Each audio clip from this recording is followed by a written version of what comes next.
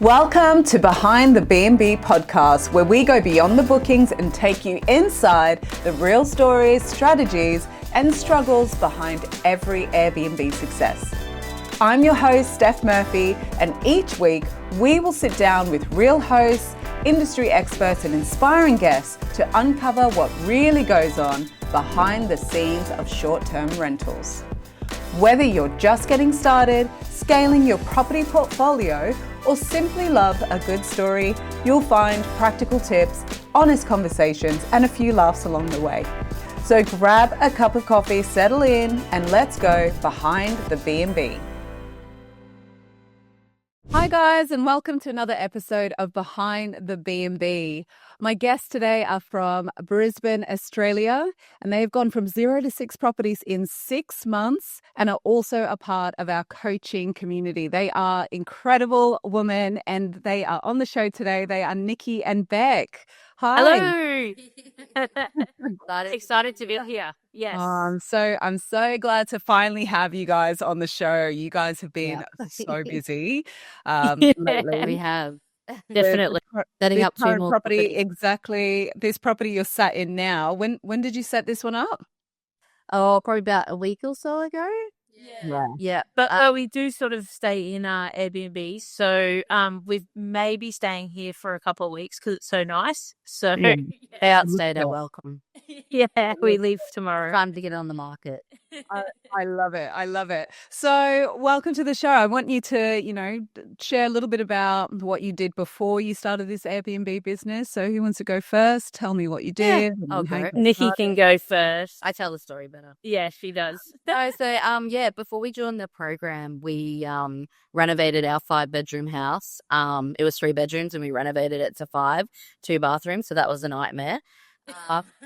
It was a lot of fun, guys. We got that done and then we decided, what are we going to do to pay all this money back? And we're like, let's do Airbnb. So we Airbnb'd our house for about 2 years prior to that. And we've been following James for a very long time. And we decided we wanted to, scale and make it into a proper business. So we took the plunge, sold our house, joined the program. And in July last year, and then by October we sort of had our first property, and then snowballed from there. 1, 2, 3, 4, 5, 6 in January. So two more in May.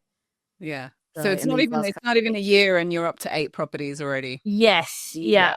We have big ambitious goals for the year, so you got to really hustle to make sure you hit them as well.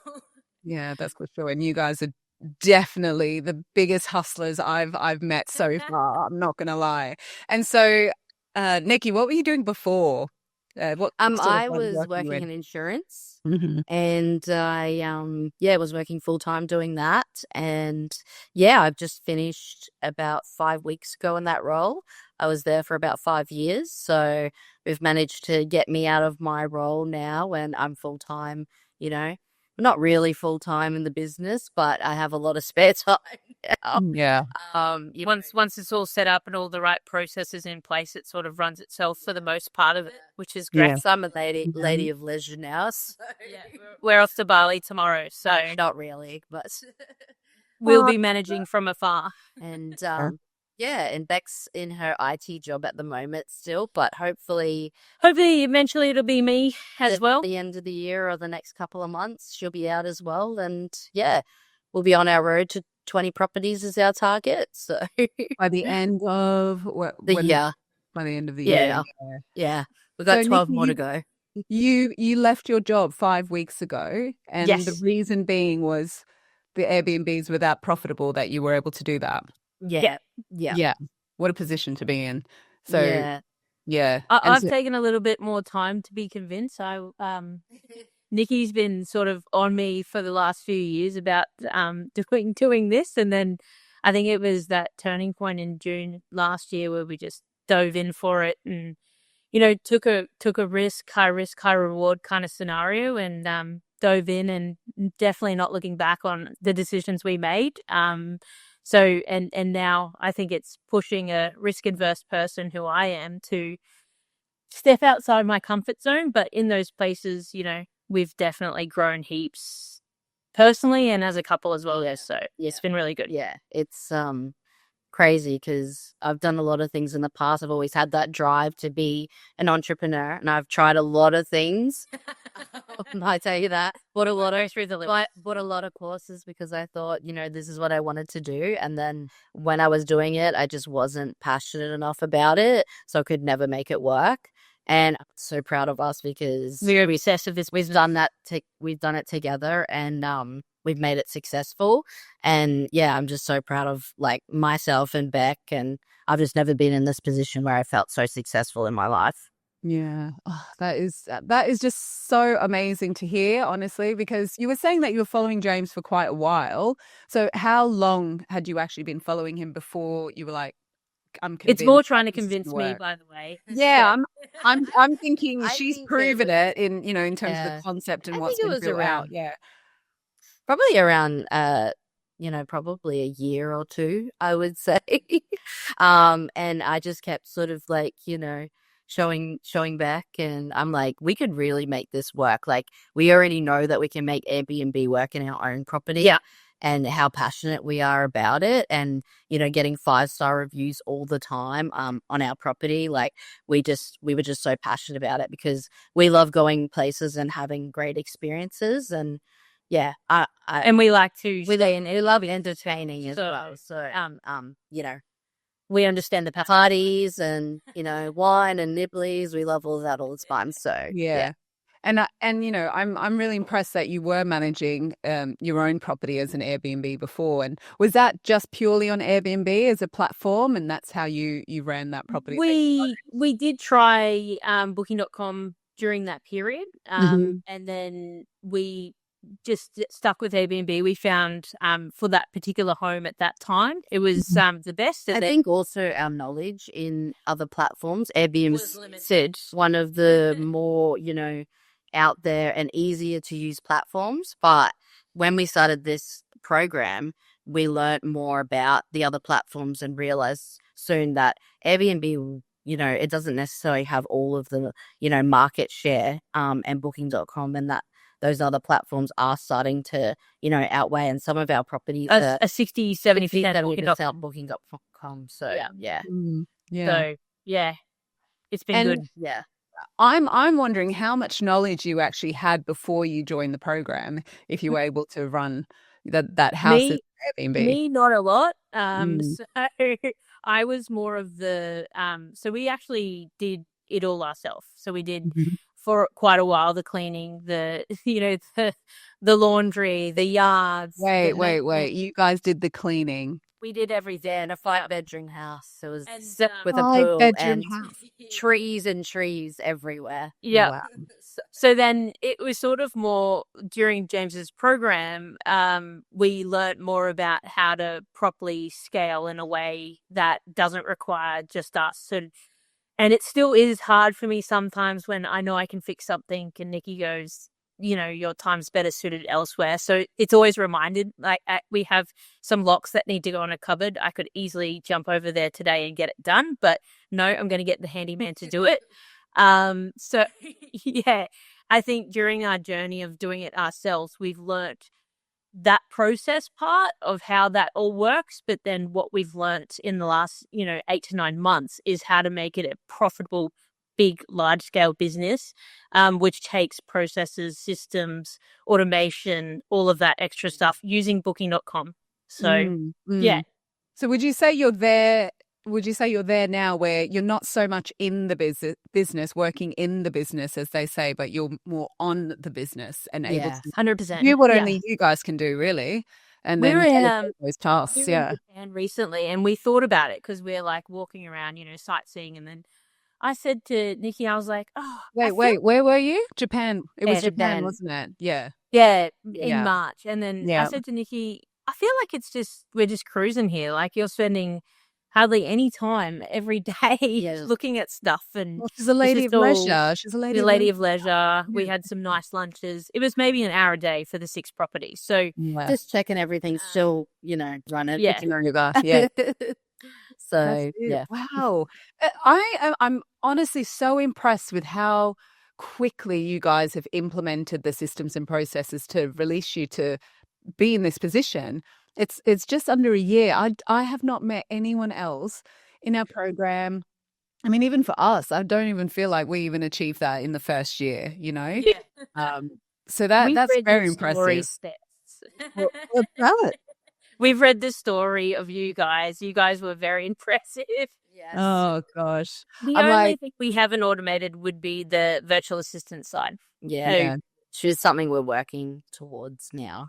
yeah. But We And is that more as an micromanaged it a assistant? little bit. Okay. Sorry? Is that Yeah. more for admin purposes, like to assist you Yeah. guys? yeah. 'Cause what about your guest relations side of things? Because it's quite common to get VAs to kind of look after that side of things. We How's don't that do it managed? yet. But we are working on it. Yeah. I'm kind of the VA at the moment, but all of our check-in messages, check-out messages, all that sort of thing is all automated. So we don't Mhm. really need to talk to the guests unless there is something wrong. But Mhm. I'm complaints handling as well. So if it becomes a phone call, that's my role. So I step Okay. in. yeah. Yeah. Yeah. And how often is that taking place? Rarely. Yeah. Very Yeah. rarely. No, Yeah. it's very rare. So Yeah. it could be something as simple as, something stopped working, can you help me fix it kind of thing. Yeah. So Yeah. yeah, very rarely. Yeah. No, I think we've got a pretty good setup now where not many things, touch wood, do go wrong. Yeah. But every now and then, maybe once a month or something like that. We have to sort of have a phone call with It you. as a curly one. So Yeah. Why do you think that is actually? Because, from what I've noticed when I look at your properties online on your website, on, Airbnb, a lot of them look really new. Is that sort of what the focus is when you guys are finding your properties? Do you focus more on new builds? Yeah. We don't talk about the first property that we did secure and got out of because it's a bit embarrassing. Yeah. But But we want that if story. you want the goss, You could I think- share that one. I think we would. I can share that one. It was Beck's. She's happy to put that one on me, but I think it was just more starting something new and it's sort of desperation to succeed and having, I guess, glazed covered glasses over some things that would fundamentally eventually be an issue for the apartment. So, and it wasn't new. So Yeah. basically from that point we had an issue and then we ended up getting out of that contract, and from then we were very clear on there's no there's no It had a massive bad smell and a massive bug problem, and we thought we could fix it. Because we did a lot of research, we did a lot of cleans. We did work with the owner to try and rectify it as well. they were very good. Which was good. And essentially in the end, like we just said, this is our reputation, this is our first property, This is our brand. we don't want to have anything less than a 5-star experience. And we worked with the owner. They ended up buying the furniture and let us out of the contract. They still went on to rent it out to someone in a long-term rental as a fully furnished property, but we just didn't want that under our name. So we learned very fast at the start that we do sort of want to target those Specific newer properties. And really, when we do go for an inspection, really do check out a lot of things to make sure there's no smells and bugs and things like that around before. She's laughing now, Steph, but it wasn't. Yeah, you can laugh about it now, but at the Yeah. time, it must have been so stressful for you guys. It's actually funny because this is one of those growth moments for us as well. Like if you had thrown us in that situation now, we would be able to recover really quickly because we now know what we knew. And during that period, I thought the entire world was ending and our business was going bust. Especially for your first one. Oh, I know. Wish Of that on course. anyone, for their first property. You guys, I think we're very lucky to have a landlord who was Very happy to work with you guys and actually. It was all about some of the stuff that we had done in preparation. So, documentation and that kind of thing as well. Of course. And then just being bold because in this business, we have a brand, we have a label, and it's very important to us to be 5-star. So That's right. Because reviews of businesses, Airbnb businesses in particular, are built Yep. on reviews. So it's so important. we high five still for every 5-star, and a lot of the little commentary. Nicki was fantastic. Nicki this, Nicki that. So it's it is definitely a rewarding business for sure.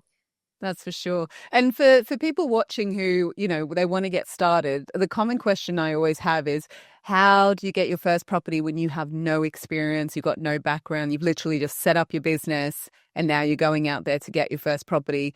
Can you give some advice on, well, first of all, how did you guys do it? Yeah. And then what would you advise people to do? It is an absolutely great question, because I asked myself that too when we began. But I think with James's program, we did modules. I learnt the skills without knowing I'd learnt them. So in circumstances where I would call a real estate agent, maybe the first 30 I'd never want to hear. And then after that, it just became clockwork with the things that I'd unconsciously remembered from doing the training that I'd then throw into a conversation. And one time Nicki goes, "Oh, wow, you nailed that conversation, all those questions." And I'm like, I knew nothing of this 2 months ago. So, yeah, and then you get better and better. Just not being afraid of the word no. Yep. Because a lot of people fear no. And it is really hard to get your head around, when Rejection. someone says no to you and that rejection. But, we would have a pipeline of 20, 30 properties that we were interested in, and we would just make an hour a day to call them. And Bec would, and I would be there listening and coaching her. Oh, by the way, you need to say the next time. Oh, you need to... on each conversation. Yeah. So you just hear the tones and things like that. And then you'd know maybe we should change that up in our spiel. But you just have to get out there and you have to make those phone calls, and don't be afraid of no. Still send them, information follow up. Business, the more that they see you, the more then maybe later on when you do have some experience, they might be willing to take you on. And it's more about momentum as well. So we find if we stop, then we have to sort of restart ourselves again. Whereas if we just don't stop, and even if it's a case of, not calling a real estate for a month, I'm still engaged with them with our current properties, there with, talking through things, seeing what's coming up. And then, so it's just a continuous momentum of keeping on going. That's great, especially with a goal of 20 by the end of this year. 20, and now we've said it live. So, well, funnily enough, 6. You've spoken it out. You've spoken it into being. So it's got to happen. Down the universe, guys. So that's the big thing. Yeah. And once you get a good real estate, you get multiple properties through them as well. So 5. You've built relationship. Oh yes, 3 real estate. Sorry, all of our properties are with. Oh gosh, 4 real estates. 5 real estate. Sorry. Yeah, 5 main real estate agencies now that you're just constantly in contact with. Yes. Yeah. And specific agents as well. Yes. Yeah. That's the dream. That's what you want. And we've got one guy that's just he's not leaving us alone. He's just keeps sending us properties. So it's good. I'm just waiting for the day you guys are going to be offered like what we were offered in like the first or second year, a whole floor. I know.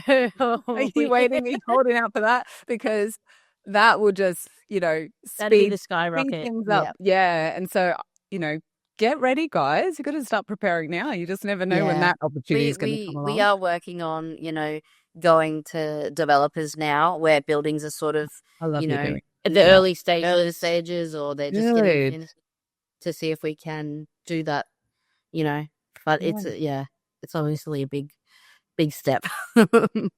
It is. And so what's that like for you guys? How are you approaching developers? For anyone who's like, hang on, I'd like to do that. How do you go about doing that? So you can, and one of the things I got from James and the team was looking at construction signs as they're going up, so you can sort of see who's building. And even as while you're driving around, we see a lot of them, and we jot them down, and then you research them to figure out when they're going to be completed, who's sort of responsible. But it is about networking in some regards, because you may be with someone that then knows this person, and that connection is actually really important. So that's why we sort of started off in the single aspects to obviously then move to bigger opportunities, and we'll leverage our relationships that we built with the current agents to definitely expand on that one. Yeah, that's great. Because it's like you said, it is pretty easy to find the information. Like if you see the advertisement out there, just contact a number, and you just, again, it's that practice of your speech, isn't it? And knowing what to say to ensure that you're speaking to the right person. And and I love also that, try to not let them say no. So give Yeah. them an opportunity to, if the conversation's not necessarily you're on an active one. Some of them are so active, you just like oversharing and that kind of thing. But if it's not an active conversation, I always end with, can I send you an email, so that then I'll initiate that follow-up. I'll initiate them at least getting the information so they can see it, as opposed to, a shutdown on a phone call. No. Yeah. Oh, can I please just send you this? It's not going to hurt anything, kind of thing. So, Yeah.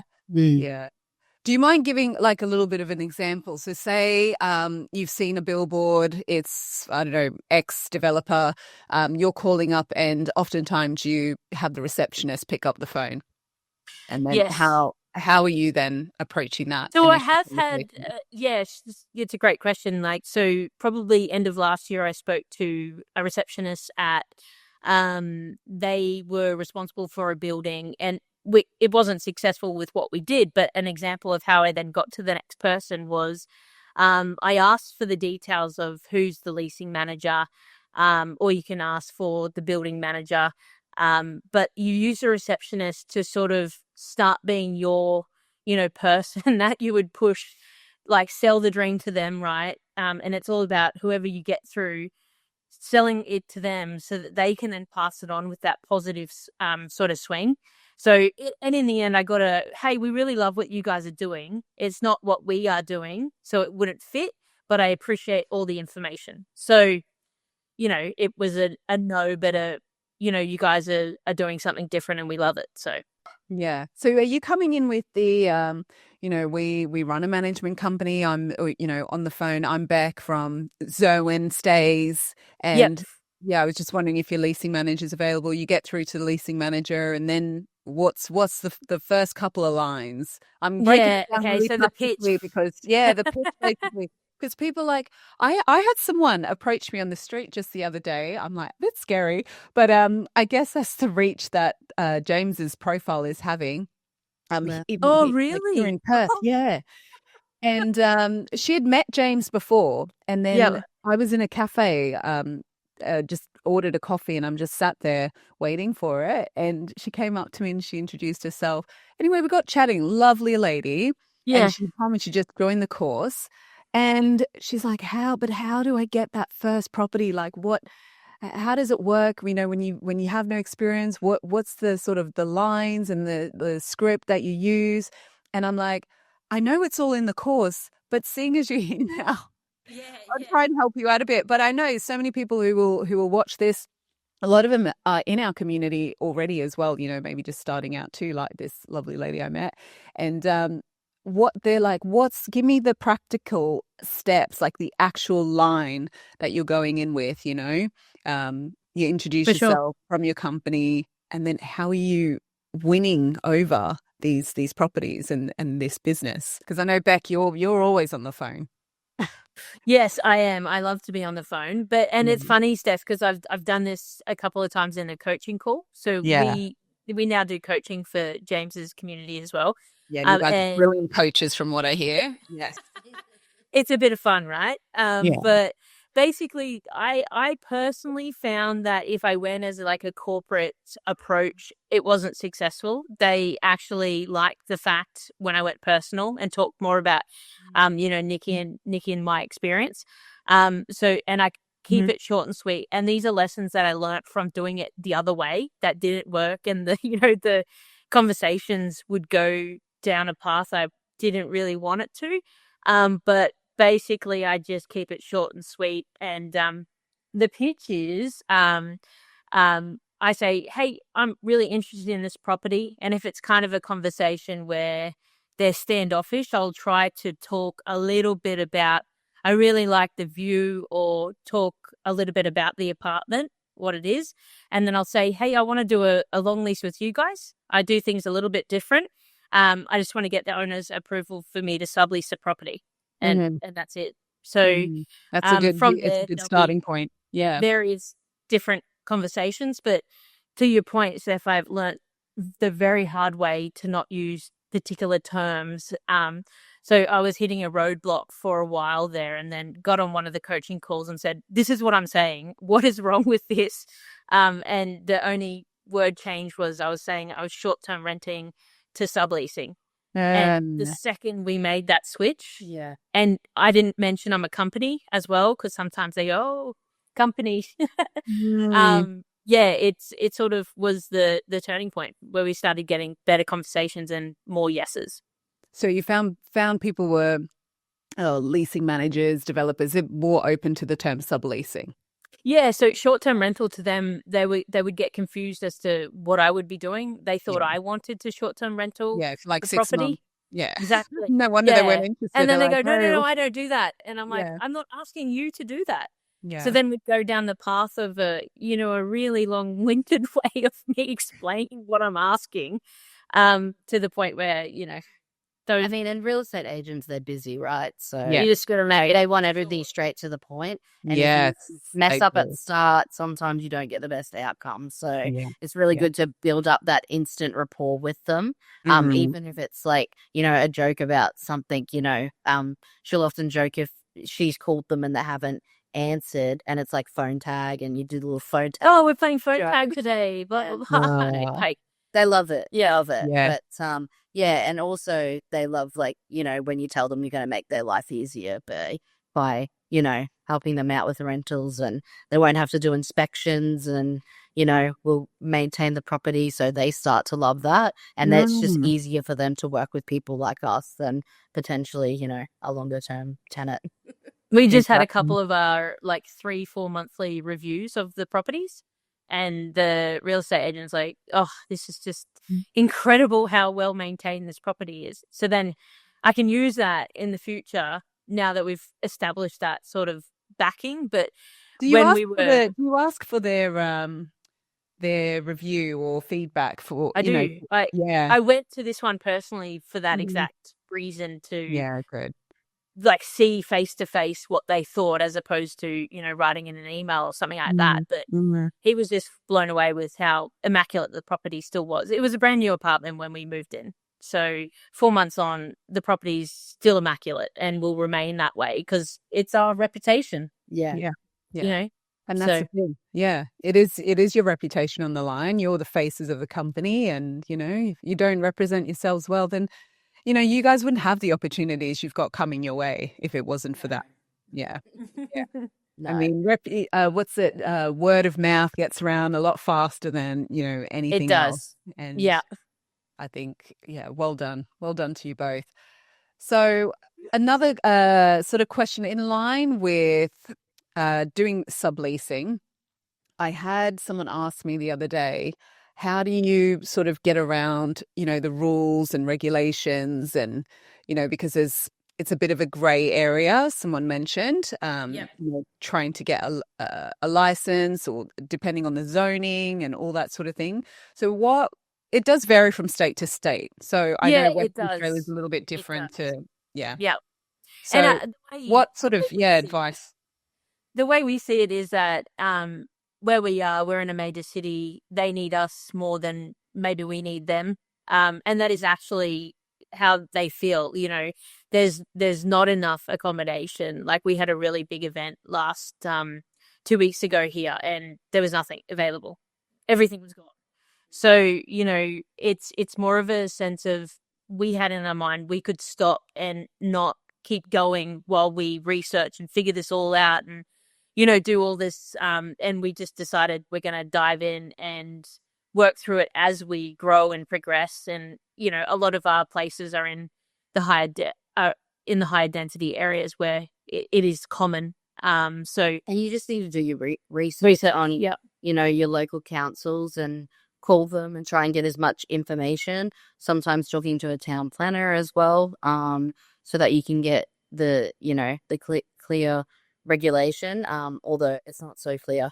Yeah, but It's not necessarily perfectly crystal. But it's not something to be afraid of. Like it's, they're going to give you that opportunity to work through it, obviously. Because like Bec said, they do need short-term, accommodation in these areas because people are always holidaying, Yeah. And business trips, the people who come over, because especially in the CBD. Different reasons why people would stay in our apartment, They're actually interesting too. We've had people here because they've got a surrogate here, even just things like that you would not think, you just don't think about. Like there's so many reasons why people travel to a particular area. Yeah. And why is it you think that people sometimes go for a short-term rental over a hotel? Well, because it's got, we pride ourselves on the kitchen that we set up as well. So I really like to cook, and not necessarily when we travel, but I still like the option, right? Which it has here. We make sure that we have, everything that you would have at home. So, we have rice, smaller scale, but we have, salt, pepper, sauces, herbs, spices. We have all of that. So people don't need to go out and buy all that extra stuff that you would in a hotel. Some hotels do have like a little mini kitchen, but they won't provide all of that either. And you just want something that, feels a little bit more homely and not. I was going to say homely. That was what a bed in a room. We did an inspection at another property the other day, and the agent just came in and goes, "It's so homely here." And that's exactly what we're going for. We want a place that's a home away from home. That's it. Who does the decorating, by the way? I do. Definitely not me, guys. She's learning though. So credit to you then, Nicki. Thank you. It'll be another business opportunity that Nicki expands on in the next year. Ooh, I would suggest really? styling, staging, that kind of thing. Yeah. She's absolutely fantastic at it. Her process is hilarious, though. I love watching it. Let's talk about the process then. I love it. I love a good process, especially when it comes to decorating. Laughs at me every time, but you probably do it as well. I like so I make all my flower arrangements from scratch. And yeah, she'll put something in, funnily enough, stand back, stand there, look. I do like a little walk away, like so I can see the whole room kind of thing. Probably do the same thing. And once I put something somewhere, then I'll go from all different angles. So, like how it was actually funny to watch. Have a little look, and I didn't even realize I was doing it until she's just like starts laughing every single time. She's just moseying around. I'm like this, and I'm like that, and then she's stands back, stands out for a couple of minutes. So we have like a little decor kit kind of thing that we just like have in containers that we take to each property, and then I so crazy. I mean, I'm probably not the best person to talk about styling because I need to be in the space. I can do it from. I think that's really good advice. I'm like, people will be taking notes listening to you even speak like this right now. I'm still stuck on the decor kit. I'm like, hold on a minute. You've got decorative kits, like kit that you've put together. Yeah, but carry on. We know what our style is as well. Yeah. Like we really like. We are branching out actually, but originally it was like blacks and greens and burnt orange and then like navy blues, sort of stuff that does all go together if you've got the right shades of it. So we're sitting on pink chairs, guys. So this one's actually a little bit out of our comfort zone because we've, added walnut in as well now. And did the place come fully furnished already? That you've got the pink sofa? No. You're actually stepping out the box with the decor. Yeah. No, we did all of this. So yeah. So it's like a passion she's found that she didn't really know she had when we started. So and she's so good at it. She's so good at it. Yeah, it's just amazing every time she gets it right.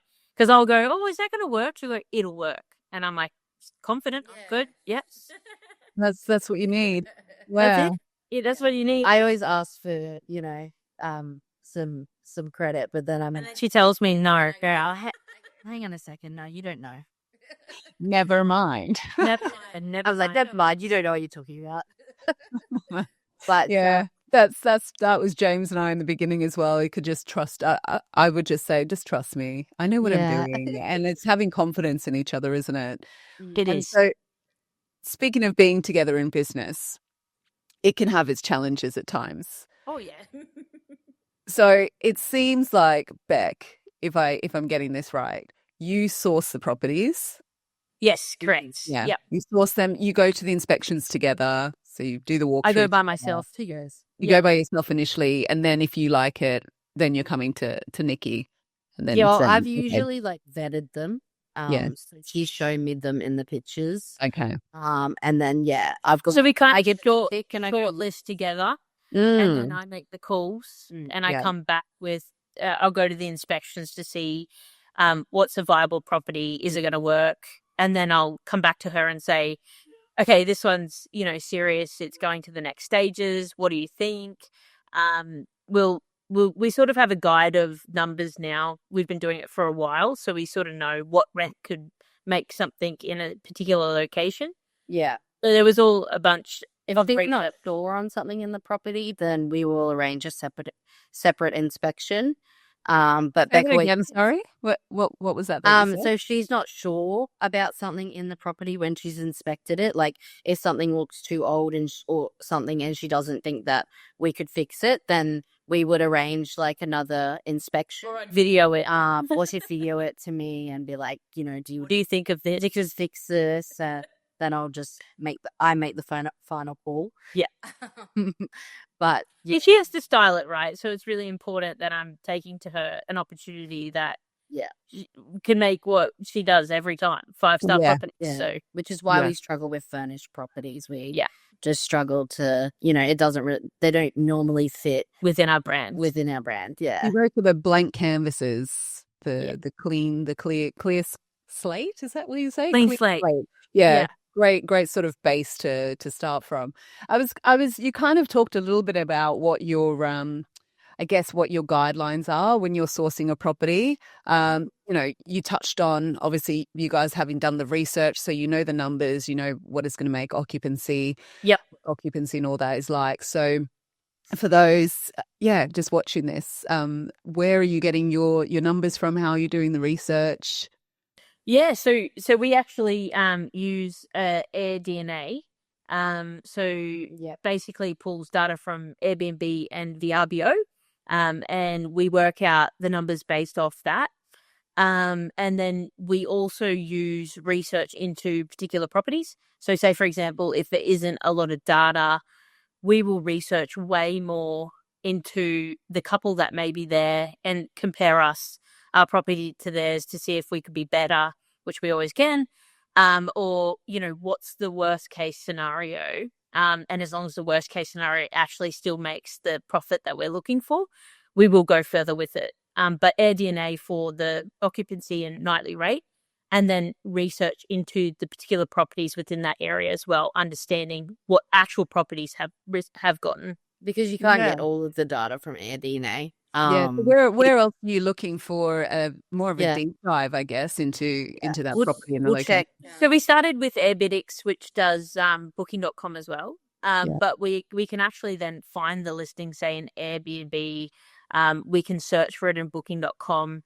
And then we look at things like just other Airbnbs in the area as well, or in the same building you're doing comparables. Both. Yeah. The most convincing factor is if there is one in the building that you can compare to. Mm-hmm. If you can, level it up with Nicki's styling and then, these systems and processes which we've learned for a 5-star property, you can typically do better than what someone else is doing. Yes.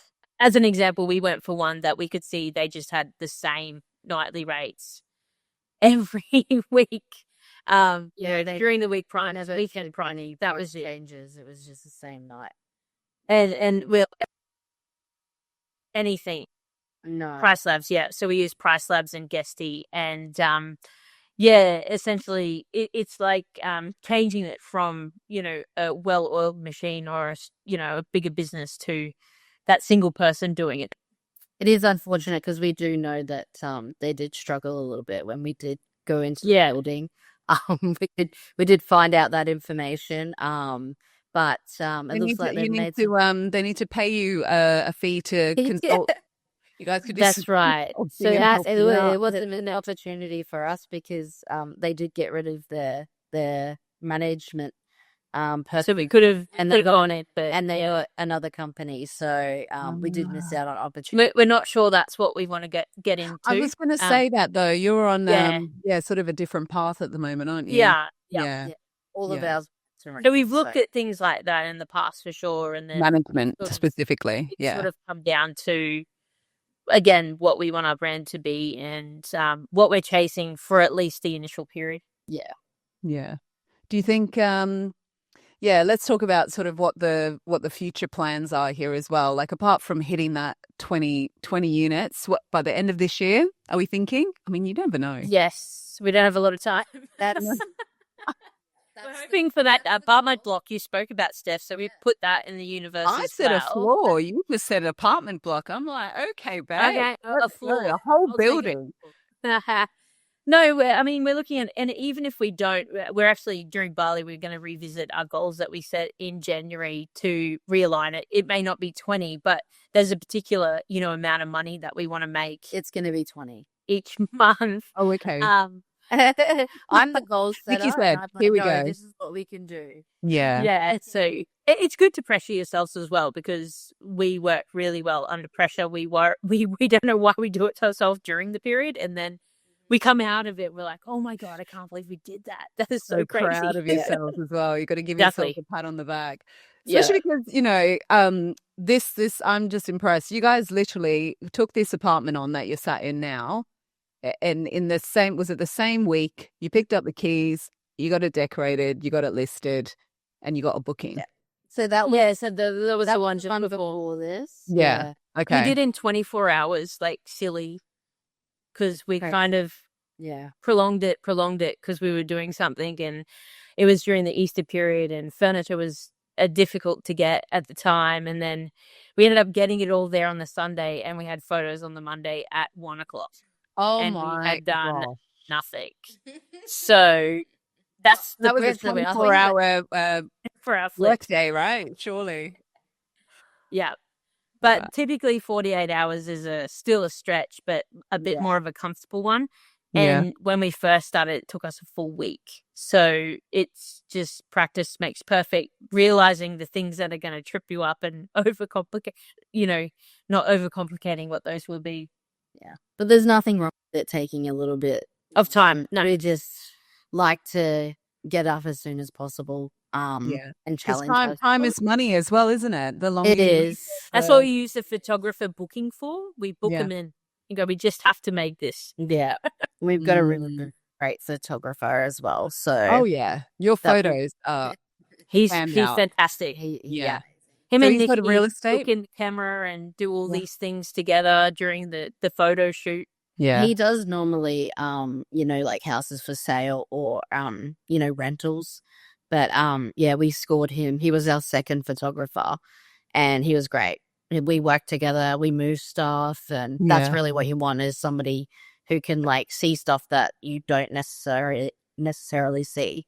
Yeah. You can't lesson learn for us as well as Stephen from Comprio, who he's episode 2 of this show, and we were talking about a little bit about the photographers. You can't just get any photographer to come in. They have to have that background of real estate and understand styling because first impressions are everything, aren't they? But it's And the also stuff in that like photo. it's the relationship as well that Nicki's built with this guy. I'm not Yes. going to be there when the photos are getting done. She has to be because they go in this little the process of decorating thing, which I can't do that she does so well. It, and I you- respect it. Yeah. So Let photos them- are let at them 12. go. You have to be here at 12 because I'm not doing that and looking in the little camera to see if something's missing. Yeah. So And this is why you work so well together. You complement each other. You have your strengths, Nicki and Bec, you do too, and you come together and build what is such a successful business already. I have another question in terms of guests, unwanted guests and problematic guests, and just how you kind of handle that if you've had any of those. Yeah, we have. We have. Yeah, Yes. everyone surely has that nightmare guest story. So is there So one that comes to we mind? had an Yeah. experience, and the building manager raised it to us, and then Nicki and I were, Nicki had spoke to the guests and calmed it down, and I said, this is we have to get them out of the apartment. It's more about future of this place as opposed to this single guest. Like, whilst they may have calmed down. Unfortunately, the building managers there are pretty strict, and we didn't want to ruin the relationship with them. Like, they were already, a bit hesitant on the short-term rental in the building. And, and they kind of don't really have much to do, it seems, because they sort of, watch everything that happens. So, yeah, but it was really good to, have them let us know that, there was a guest that was, a little bit uncontrollable, and they had picked that up. So they contacted us and let us know. And we did some more research into the particular company that had booked for this person. Yeah. Which it should have happened. Yeah, basically. it was a little bit, they were doing a little bit something dodgy. So, unfortunately, we said, listen, they need to vacate. They were, pretty intoxicated, and that's just what they had planned to do for the entire period they were there. And we managed to get him out in about 2 hours, 3 hours. 2 or 3 hours. How long have you been staying there? Not long. Enough to... No, he had checked in.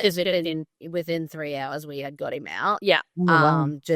Based on how he had, presented himself already to the property. And we were pretty lucky that we did get him out then, because, he had... rather than later. He had smashed beer bottles, in the property. So we got that cleaned up. But all in all, out of the whole situation, it sort of showed us that we have a means to resolve the matter. It felt like it was the most stressful thing in that period of time. But now, it's not even a question. It's that something's not working. Yeah. So we've had particular situations where I'll have a call with the guest and say, listen, this is our rules. It's strict. So if it's going to be anything other than that, just let us know now and we can part ways amicably. So how did you actually get him out? Like, especially if he was we called the company and they rearranged something. We provided feedback and pictures and stuff of what had already happened. Yeah. And then I mean, I guess like they had a lot of reviews under their company within Airbnb, and I assume, I'm not too sure what happened with this one, but I assume they didn't want that, their account banned.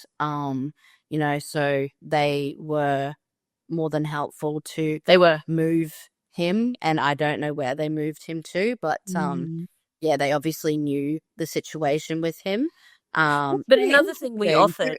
Yeah. So, I mean, I'm trying to think, what kind of company was this that was relocating him? So it was just another management company. So they came through as if it was a workers, they worked for him. Sorry, they worked for the company. Worked for that, but it wasn't. They were providing accommodation for people. So I think he was a bit of a grey line. Obviously it was someone with complex mental health issues. And unfortunately he was, obviously screaming outside of the building and heavily intoxicated. And we just, obviously that was just, the safety of everybody else in that building as well, because it is a residential building and we want to respect that as well. Our brands, of course. And, we do home away from home. So there are homes. They're not there to... Yeah, there are other people actually living there, Yeah. So, but we got out of it too, Steph, because we summed up what it's worth for us, and we offered to reimburse for the second night and a bunch of things that we sort of worked out with them. Yeah, so just to resolve things amicably. Sometimes it's really hard to just suck it up and go, but I don't want to lose that. But what else could you lose if you don't? Exactly. Kind of thing. So These things tend to escalate and become even worse if you don't handle it and nip it in the bud, as they say. That's it. Not ideal. No. But we've done it now, so we know how to do it. It feels like the worst thing in the world when it happens, but it was okay. We you know, And we've had so many people stay. we bought the building manager some alcohol, funnily enough, you know, to say thank you for letting us know. They were great about it, honestly. You know, Yeah, I mean, that's one way to win them over, right? It's just, making sure that you build on that relationship. And they're your eyes and ears on the ground as well as your cleaners. Yeah, your it's an important maintenance people. relationship to us. Yeah, absolutely. So to prevent things like that from happening, I mean, you did mention, you touched on it before, Bec, that you make it clear what the rules are. You know, do you have house rules and guides that you've got sort of printed out, or like as a QR code or online, or how do you provide that to your guests who are coming and checking in to the property? What does that look like? we use Guesty, and we have a check-in form that gets sent to each guest now. That lists out these bylaws. And it lists out, you know, the bylaws and if the house rules, and they do need to sign it and agree to it. Do you take a deposit? Do you guys take deposits? No. As well? No. And you find it's enough to get we their probably ID. should. We've retrieved money from a person before because we had the cleaner arrive and they wanted to extend their stay and they didn't pay for it, and we said, no, our cleaner's here, just get out. But eventually we amicably agreed, and they paid for the cleaner coming. So there's been various reimbursement things that they've agreed on that we've done, say for example through Airbnb, because they haven't followed the rules or whatnot. But nothing as a deposit. People are so interesting, aren't they? Sometimes, like the cleaner turns up, they've not checked out yet. 2 or 3 things, and it's been how many heaps of people staying. It's you get your curlies and then you deal with it, and then it's smooth sailing. I love that term, the curlies. Yeah, the curlies. Then it's nothing, and it's cruisy. So, yeah. No, Goodness me. One thing I have noticed with your properties is you seem to source properties with the most incredible amenities. Is that also part of the checklist? It's funny because our first two don't. They're just in a really good location. First two don't have any amenities. They're just, we get asked, which is so weird. Hey, is there a gym here? Obviously not. It's not in the listing. They're hopeful. They're hopeful. It is very good. Like you do see in the reviews, all those amenity comments, like building's amazing kind of thing. So it is more what we look for now. We didn't when we first started because we didn't think it was necessarily everything. But it hasn't also been the thing that's changed occupancy. So, you know, it varies really. But we will try to go for a location with a pool personally. In Brisbane, it's hot.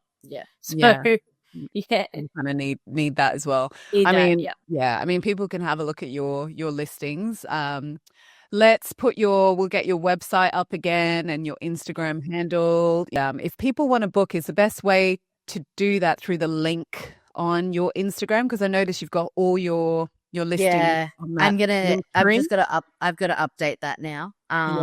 We have got our website live. We are still in the last week.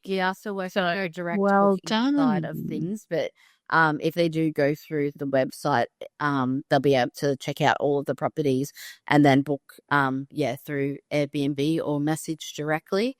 You want the direct bookings, don't you? Yeah. Yes. That would be better. Yeah. Finalizing that last bit of the website, but it is up and running now. So it's funny. It's something that someone said the other day, oh, you don't have a website yet. You're like, 7 properties at that time. I'm like, yeah, we haven't really. We've had someone working on it. My cousin, thanks Jamie. But Jamie. It's shout out to Jamie. We were kind of like, priorities, more properties or website. Yeah. So we got there. Just took a bit of time. Eventually, I think sometimes it's it's just amazing how these things work out for you. Yeah, you guys have just absolutely nailed it with the amount of properties you've managed to get up and running. And Yes. And have you had returning guests? That's always an interesting one to ask as well. Yeah. Returning guests, definitely. And and like saving us and stuff like that for future. And then even friends telling other people about it. So it is all about referrals. And when you do have a solid property, you know, it's pretty hard to not get a referral for somebody else if they're going to come stay in the area. So yeah. So what's that's that the next website? Is it Zoen? What is it? Zoen.com.au. Zoen.com.au, so people can check that out. If you're ever in Brisbane, you definitely want to book a stay at one of these apartments. They're a mix of 1s, 2s, 3 beds? 2s and 3s. 2s and 3s, even better. We don't do 1 beds. No. We don't do 1 beds. And we space. learned that early on as well, Steph. So Yeah. But the Zoen comes from our last name. So Nicki's I was going to ask that next. Okay. Dervis and mine's Irwin. So Zoen. Everyone goes, Zoen, and I'm like, and that's why. There we go. There we go. So Explain now. bit of a Yeah. play on names. Did that take long to kind of come up with? Did you have any other Yes. names or? We did have some other names, and we were a little bit like, oh, are people going to know what this means? And we were like, yeah, we discussed it with our graphic designer, and yeah, he was like, I think you'll need to add, you know, luxury stays onto it so people do Even know what you're doing. you know, it's somewhere you can stay. So yeah, but I mean, some people would be like, oh, you know, why would you have that, you know, name, because they don't necessarily know the story, but you know, It's actually a bit funny because some agents love it, and that's why they're like, oh, it's all like, you know, family, homely. So, you know, they went for it because of that. So yeah. Zoen, and it rolls off the tongue quite nicely too. Yeah. It's a strong name that, you know, you guys may not just do Airbnb, you could expand on that. Exactly. well, we're actually thinking about changing our last names to Zerwins Yeah, we love it so much. officially. So I mean, you could do that these days, couldn't could, you? yeah. Change your names and everything. Yeah. Why not? And then it would make more sense, wouldn't it? It Instead of would, yeah. explaining What's it your last to- name? Zoen. Okay. That's funny. That's like my little stint in real estate in Dubai. I set up an agency. It was not creative whatsoever with the name. It was just Murphy and Co.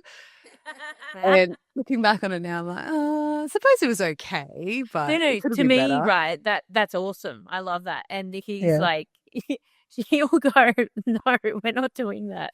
So I've got no idea. Clueless in that sense. funnily enough, one of our names did have Enco on it, but we didn't end up. We got some strong advice. Well, I think Zoen's great. So, all right. Well, let's see here. Let me have a jump on Instagram quickly and see if anyone has been, I don't know, maybe on their lunch break and saw the story and asked a question. Here's a question for you guys. Do you enter into residential tenancy agreements or commercial leases for rental arbitrage properties? Residential tenancy agreements. So just the standard Form 18A with the RTA, and we just have it under our business name. Mm-hmm. And that works well for you? It does, yep. It's the easiest. They all state what we're doing, what we want to do with the property in the special terms. So we have the approval, which is basically what the rules suggest you need. Yeah.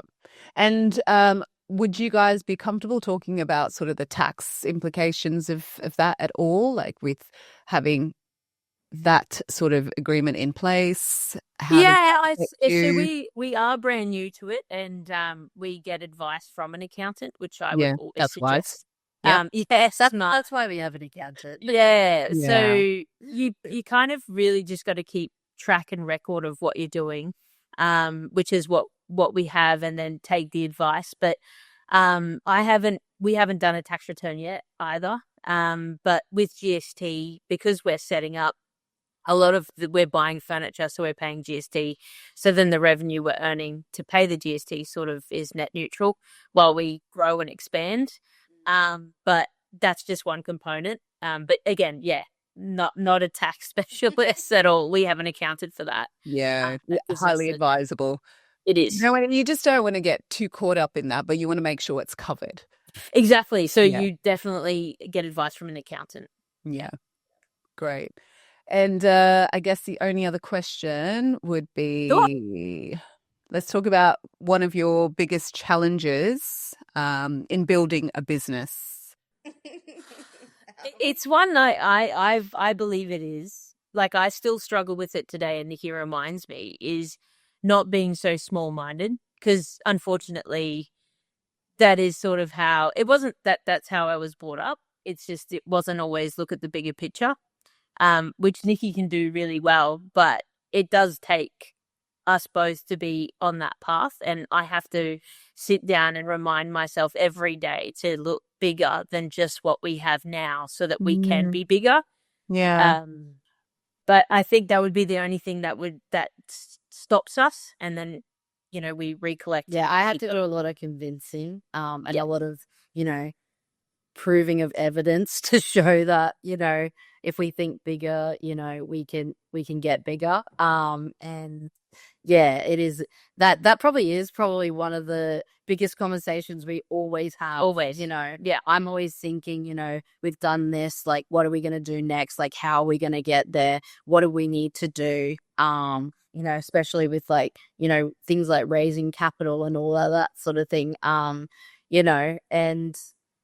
sometimes my mind is like, oh no, we should just wait, And I'm like, no, that's not how it works. Like, an entrepreneur just keeps going, and you can't just sit there and just wait for it to happen. So she'll send me a video of there's a guy that interviews rich people. Yes, I know who you're talking about. I forget his name, but I know who you're talking about. So she'll just show me this video. Yeah, what's this? Yeah. Or I'll say James's videos. Look what they did in their first year. That's what we need to do. But it's mindset. Probably, it's mindset. It's all about mindset. Yeah. 100%. You've just got to. But it's a constant work. It's not just something that I go, oh, my mind's right, let's move on.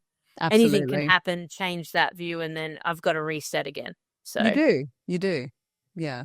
And so, some of the ways that you do that, are watching some of these motivational videos of people who have, achieved great success. And exactly. You look at sort of the, I like that you said you guys are going to Bali and you're going to revisit your goals.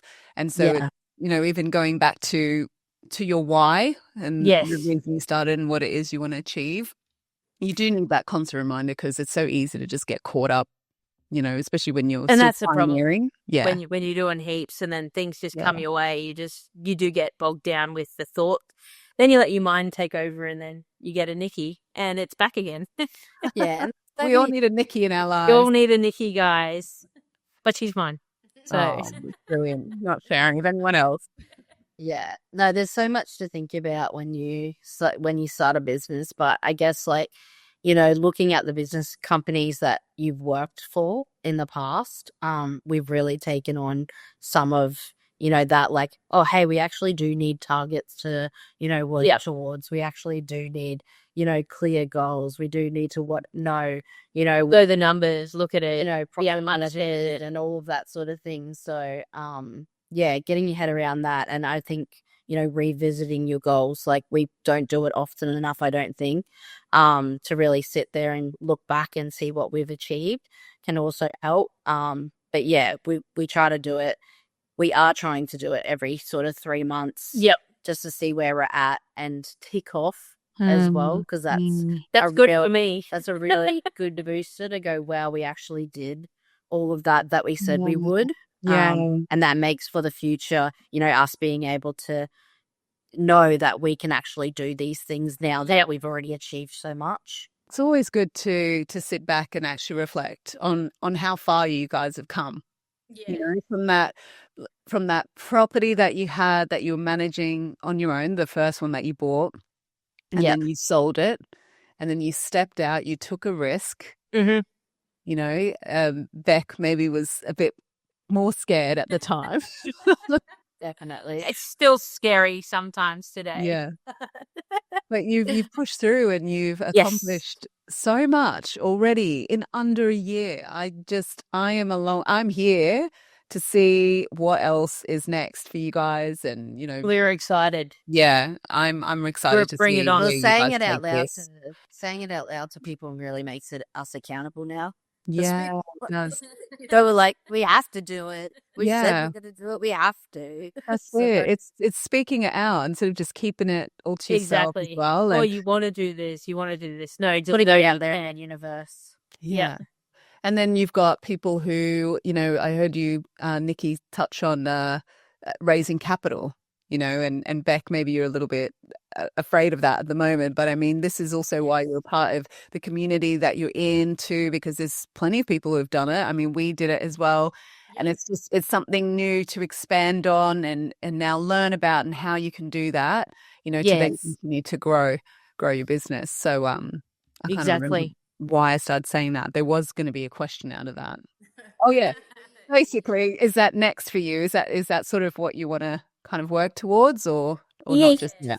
Yeah, we've learned a lot from the community and people in the community, on how they've done, How they've expanded. those things. And it did open up our mind of, if we do talk to an investor, like, why would they invest in us?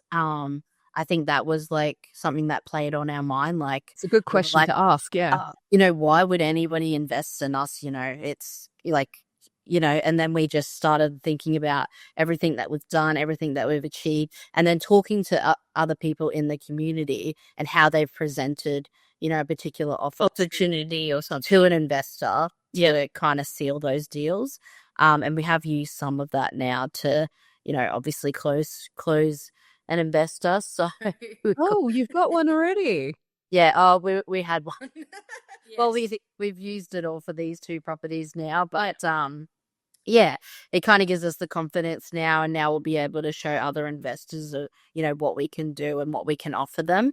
Yeah. But like, some of the ideas that some of these people come up with in the community, Great. like, I had one of the guys that I'm coaching now. He, the properties they get, they actually work with the owner for the owner to buy the furniture, and they actually pay, so it's a loan to them, and then they pay them back. Higher than what the bank's paying. Yeah, so it's wow. when they're paying their rent, it's all worked out into the rent, so they're paying back the furniture, and obviously the rent. But then they own the furniture and they give like an 8%. But they're not having the outlay of They what don't have furniture. that out. Yeah, I was like, Yeah, because that can be quite a bit of a chunk. Yeah. and they just joined. And, Yeah, I was like, this is genius. Wow, That's what we need to be doing now. Yeah. I was like, that's great. So we can all learn from each other. Yeah. Mm, So That's good. That's good. Are it's- there plans? Yeah. Oh, sorry, you finish. No. Yeah, I was just gonna say it's just such a great idea. I was like, never thought of it. It is. And to be honest, I've not heard of that before. No. Because we know about furniture leases. A lot about that, and that's sort of what we always use, even now. With the property I'm doing up in like the north coast of Perth, I'm doing a furniture lease, and because it can be a massive chunk of your capital. You don't. It's not wise. It's not wise to put all that money up front when you can actually say that. Especially when you're first setting up and first getting the property listed. Bookings may be slow. It takes a little bit of time. In your case, it's 24 hours. It's not like that for That's everyone. not everyone. We talk about all the good. No, it's pretty good. It's pretty good. Yeah. I realize, Bec, you've got to get going. You've got a I do, meeting yes, you've got to get to. So, in closing, any final thoughts, anything you want to share before you go?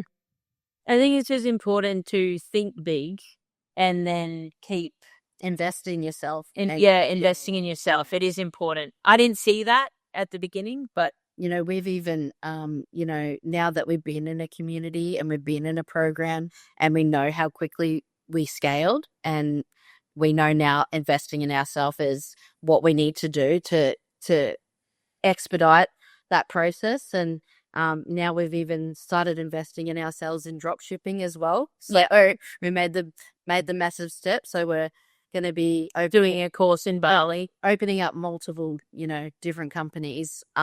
You serial entrepreneurs over here. So, We'll let you know in a few months. That's how we go. Yeah, I'll message you and I'll just ask how that's going and also find out exactly what sort of products or whatever it is that you're That's offering there. you know, Yeah. to expand Yeah. you know, our business, probably, you know, maybe Perth. We might see you in Perth. Oh, you you don't guys know. need to come and visit us in Perth. Or we Yeah. need to let you know Yes. when we're in Brisbane, and if you guys are around, Yes, then we yes. definitely need to Few meet in places you can person. Well, yeah, I've already got my eyes on that burnt orange leather, you know. Yes. Anyways, Bec, Yeah. you've got to go. Honestly, Yes. that was brilliant. Thank you so Awesome. much Thanks, for No worries. for coming on the show. And I just know people watching this are just going to be taking copious amounts of notes, or perhaps listening to it in Awesome. chunks, because there was so much gold in this interview that I know will be so helpful to people who are starting out or scaling up their Airbnb business. So thank you. Cool. No worries. See you, everyone. Yeah, take care. Have a great rest of your day. Bye.